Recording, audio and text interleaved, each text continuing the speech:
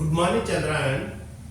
ఈరోజు దశాంశ ఎన్నాల భాగారం చేసేటప్పుడు ఏ విధంగా చేయాలో చూద్దాం. రెండు దశాంశ రూపంలో ఉంటే మనం భిన్న రూపంలో రాసుకోవడం అనేది చాలా కొత్తది. 6.25ను 0.25 చే భాగించినప్పుడు ఆన్సర్ 0.25, బి 2.5, సి 250, డి 25. చూడండి, ఇక్కడ మనం భిన్న రూపంలో రాసుకోవడం మొత్తం 6.25ను 0.25 భాగించడం. ఇలా చేసేటప్పుడు హారం ఎప్పుడూ కూడాను పాయింట్ అనేది ఉండకూడదు. పాయింట్ అనేది ఉండకూడదంటే ఏం చేయాలి?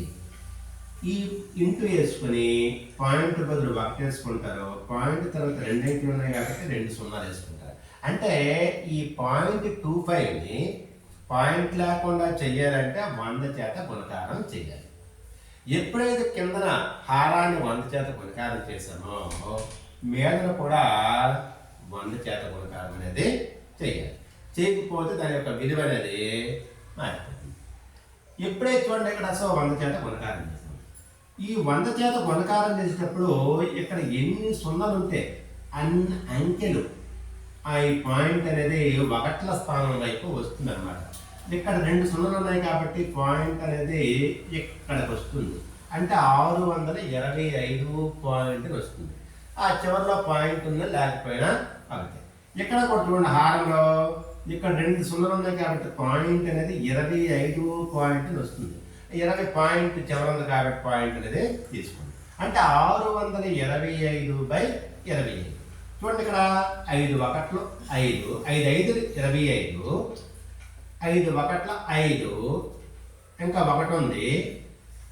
1 పక్కన 2 తీసుకుంటే 12, 5 2 10,